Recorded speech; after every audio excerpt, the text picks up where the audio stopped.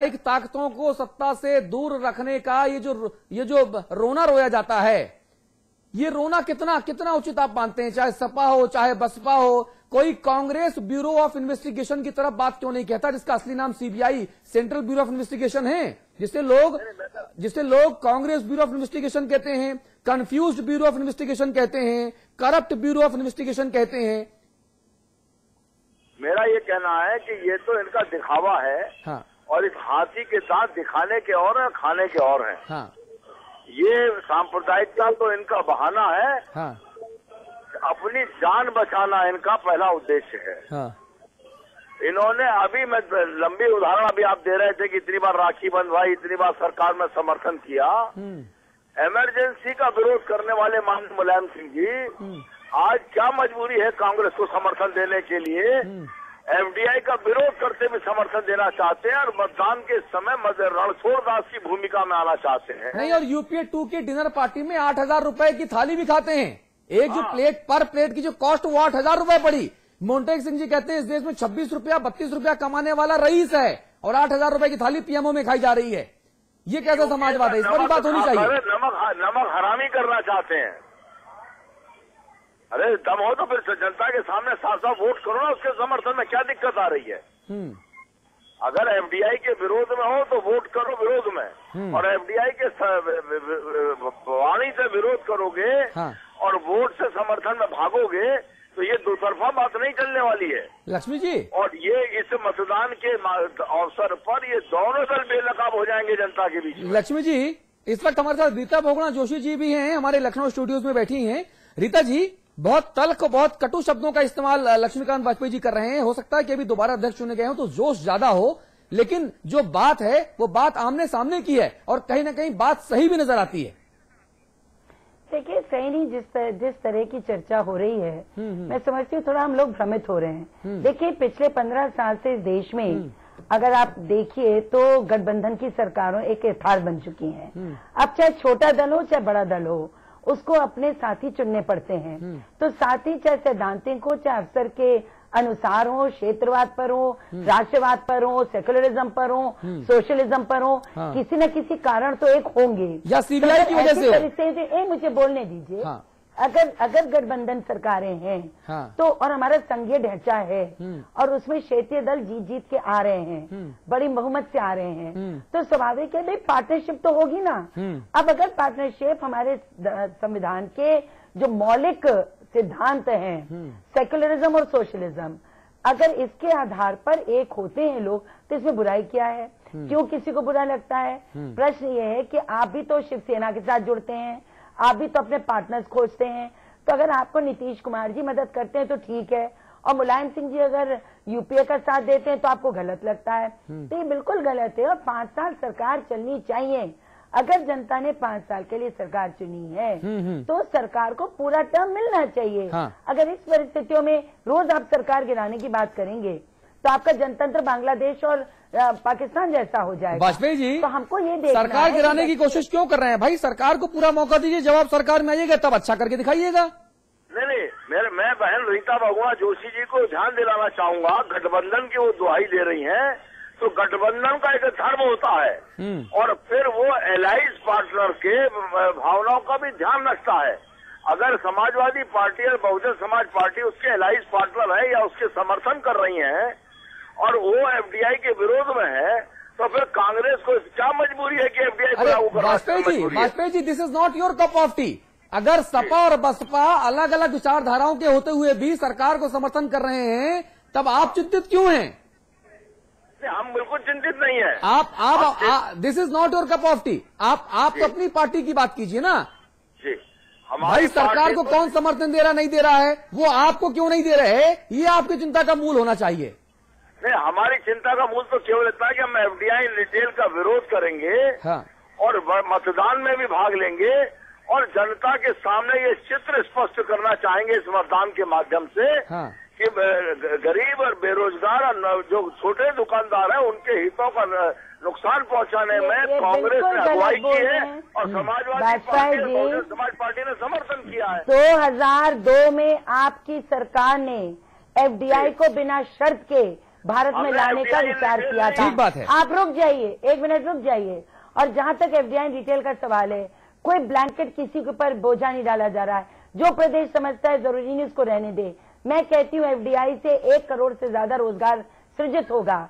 जो उपभोक्ता है, आम आदमी, उसको सस्ता सामान मिलेगा। 40% जो आपका पेरिशेबल आइटम्स हैं, सब्जी हैं, फल हैं, वो नष्ट होने से बचेंगे। देखिए, आप देखिए, गलत बात है। आपका जो 40% सब्जी और फल नष्ट हो जाते हैं, बर्बाद हो जाते हैं, उसके लिए कोल्ड चेन बनेगी, कोल्ड स्टोरेजेस होंगे, उसको अच्छे से लाया जाएगा। फिर उसके बाद जो उपभोक्ता, उसको सस्ती सामान मिलेगा। रीता जी, दुकानदार कभी नहीं नुकसान में आएंगे। तो मुझे लगता है एफडीआई की मेरिट डिमेरिट पर आज बहस नहीं हो, उसके लिए एक लंबा सेशन चाहिए, एक बड़ी चर्चा होनी चाहिए। सही बात है।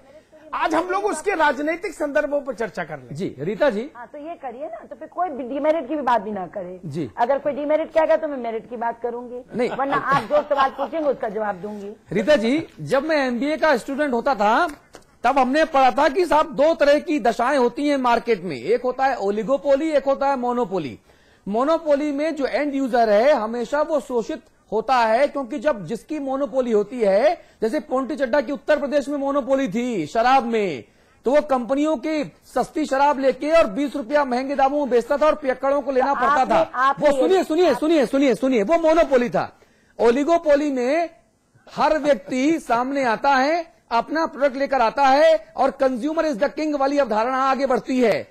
एफडीआई से वॉलमार्ट हो, तमाम दूसरी कंपनियां हो, वो मोनोपोली की स्थिति पैदा करती हैं। 20 साल बाद करें, लेकिन करती हैं। अतुल जी, यहाँ मोनोपोली नहीं है। हाँ। 10% भी आपका उपभोक्ता इससे अफेक्टेड नहीं हो रहा है। हाँ। 10 लाख के ऊपर की आबादी के शहरों में ये नहीं आ रहा है। हाँ। आपके देश के 5% लोग भी इसका लाभ नहीं लेंगे। हाँ। 95% लोग अभी भी आपके नेटवर्क जो हमारा अरे मैं कहता हूँ 2% लोगों का फायदा पहुंचे, लेकिन वो भी तो मोनोपोली के छतरे के नीचे है। रीता जी, दुनिया की वो वॉलमार्ट समेत दुनिया की 5 बड़ी कंपनियां यहाँ धर्मादा खोलने आ रही हैं क्या? बताएगा आपको, आप आने तो दीजिए, बस बताएगा। नहीं, वो क्या धर्मशाला खोलने आ रही है यहाँ? किसान को वॉलमार्ट का चरित्र देखिए, वॉलमार्ट का चरित्र देखिए। दुनिया के जिस मुल्क में गए वहां के मजदूर और गरीब उनके खिलाफ आंदोलन पर उतरे। अमेरिका भी इसका उदाहरण है। अमेरिका भी इसका उदाहरण है। आप भारत में पूंजीवाद को आगे बढ़ाना चाहती हैं क्या? एक बड़ी सवाल ये है। पूंजीवाद का सवाल ही नहीं है। नहीं, हम तो सोशलिस्ट इकोनॉमी है ना, हम तो सोशलिस्ट ओपन इकोनॉमी है। जब वैट आ रहा था तब भी ये सब बातें उठ रही थी। हाँ। और वैट देखिए कितना यूजफुल सिद्ध हुआ। हाँ। हम आपसे कह रहे हैं किसी प्रदेश पे कोई बोझा नहीं है। हाँ। जिस प्रदेश की आवाम नहीं चाहती है, नहीं तो हम ऐसी चीज बनाई ही क्यों कि आवाम उसको ना चाहे? आधे प्रदेशों में लागू है, आधे प्रदेशों में लागू नहीं है। ये स्थिति भी तो इस देश में अच्छी नहीं है। नहीं, कोई बिल्कुल, व्हाई नॉट भाई, तो व्यापार है, जो चाहे उसका। यही मैं आपसे कह रहा हूं कि ये व्यापार है, यही मैं समझाना चाहता हूं कि ये व्यापार है। मोनोपोली की स्थिति बनेगी। एक व्यापारी के लिए आदर्श कंडीशन होती है मोनोपोली की स्थिति बनाना, ताकि वो कहीं भी रहे, किसी भी दाम में माल बेचे, लोग उसी का माल खरीदें। साइमल्टेनियस चलेगा दोनों सिस्टम। गलत बात आप कह रहे हैं। हाँ। क्यों? क्योंकि मोनोपोली का यहाँ कोई प्रश्न ही नहीं उठता। अच्छा। और जहां तक आप बात कर रहे हैं शोषण की, चाइना में भी इतनी सोशलिस्ट कंट्री, कम्युनिस्ट कंट्री, वहां भी एफडीआई रिटेल है। और वहां पर आप देखिए जो लोकल मार्केट है, स्थानीय बाजार है, 35% उसने इजाफा किया है। मेरी सोच है कि local market can never die, वो हमेशा चलेंगी। और ये जो मार्केट्स हैं, ये एफडीआई आएगा। चलिए, जो बातें आप कह रही हैं इंशाल्लाह वैसा ही हो तो ये अच्छी चीज है। लेकिन एक सवाल अभी तक अनुत्तरित रह गया है, अनआंसर्ड रह गया है। वो सवाल ये है कि जिस तरह से आज बहन कुमारी मायावती जी ने तेवर दिखाए, जिस तरह से नाना करते प्यार तुम्ही से कर बैठे या करते रहेंगे वाला राग मुलायम सिंह जी ने गाया, यानी कि 257 आपके पास यूपीए के पास हैं, 15 का जुगाड़ और करना है, और 21 और 22 43 सांसद थाल में सजकर 7 रेस कोर्स रोड पहुंचने वाले हैं। यानी कोई दिक्कत नहीं है, कोई कितना हल्ला मचाता रहे। नहीं, मैंने तो आपसे बार बार ये बात कही ना कि देखिए, जब बहस होगी हर पार्टी अपना पक्ष रखेगी, लेकिन जब वोट करने का वक्त आएगा तो उनको और बिंदुओं पर भी विचार करना पड़ेगा। ठीक है कि सरकार को रहना चाहिए या जाना चाहिए। ठीक है। तो सरकार को एक मुद्दे पे नहीं आती जाती है। हाँ। एक व्यापक मुद्दे देखे जाते हैं। अगर उस स्थिति में सही बात है, सांप्रदायिक ताकतों को तो सत्ता से दूर रखना ही चाहिए। तो मैं समझती हूँ ये उचित होगा। ये तो आपको पता चलेगा जब वोट होने लगेगी, अभी उसमें क्या इसमें टिप्पणी। ठीक बात। लेकिन रीता जी, मैं तारीफ करूंगा कांग्रेस पार्टी की कि पंडित जी से लेकर और अभी तक कोई भी सरकार, अमिताभ जी ने बताया कि कोई भी सरकार इसलिए नहीं गिरी कि संख्या बल पूरा नहीं था, चाहे 40 सांसद कम रहे हो, अल्पमत की सरकार भी चली। पॉलिटिकल मैनेजमेंट में कांग्रेस मैचलेस है। जी जी जी।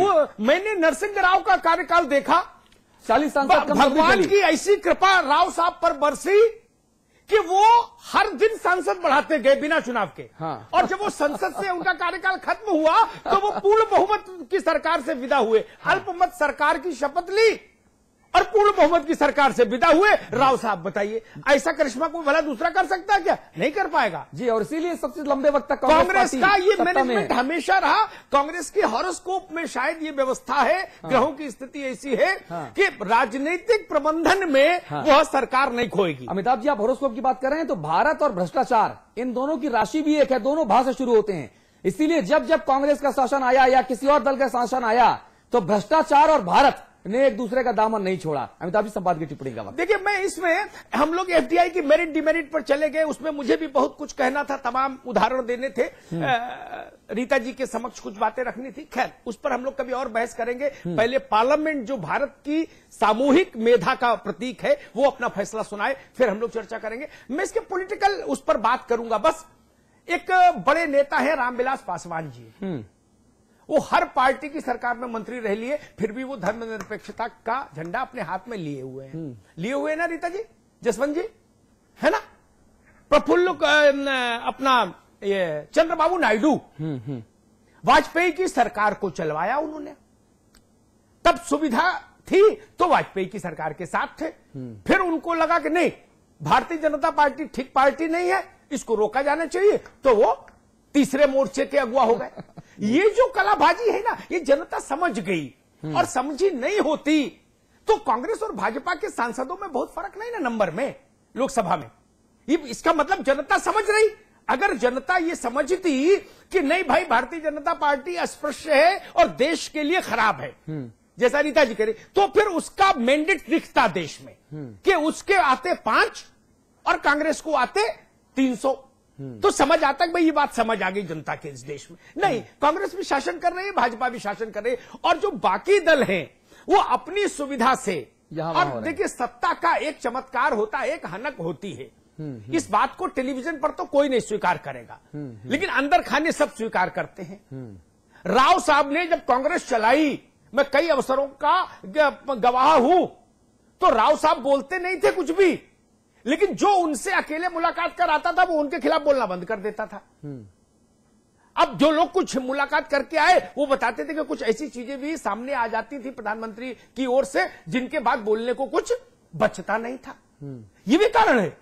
मुझे याद है, सुप्रीम कोर्ट में एक बड़े नेता के खिलाफ आय से अधिक संपत्ति का मामला चल रहा था रीता जी। अभी बहुत लंबी बात नहीं, अभी कुछ महीने की घटना है। तो माननीय न्यायाधीश का एक ऑब्जर्वेशन आया, उस ऑब्जर्वेशन को यहां कोट करूंगा, जैसा अतुल अभी कह रहे थे। सीबीआई के कुछ नाम इन्होंने बताए। उन्होंने कहा उनके वकील से, सीबीआई के वकील से, कि हम ये समझ नहीं पा रहे आप किसके पक्ष में खड़े हैं, आप सरकार के पक्ष में खड़े हैं या जो आरोपी है उसके पक्ष में खड़े हैं।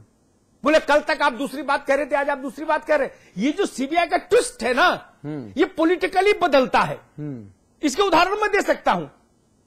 जब बसपा खिलाफ हुई तो कोर्ट में दूसरी स्टेटस रिपोर्ट फाइल हुई। जब बसपा साथ आ गई तो सीबीआई का वकील बदल गया। जब मुलायम सिंह जी की आय से अधिक संपत्ति के मामले पर जैसा केंद्र से रिश्ता रहा, वैसी सीबीआई की एक्ट रही वहां पर। ये देखा हमने।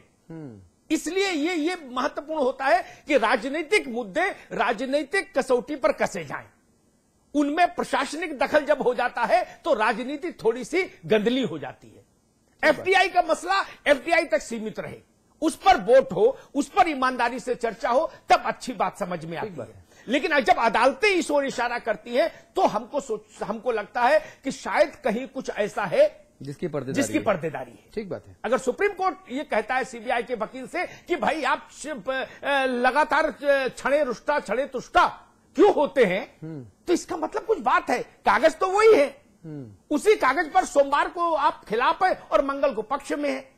तो मुझे लगता है कि सीबीआई का जो संतुलन है वो जिसके हाथ में होता है उसको थोड़ा सा एज मिल जाता है, इसीलिए स्वायत्त नहीं हो पा रही सीबीआई। और इसीलिए शायद कोई बड़ी पार्टी सीबीआई को पूर्ण स्वायत्तता देने के पक्ष में नहीं।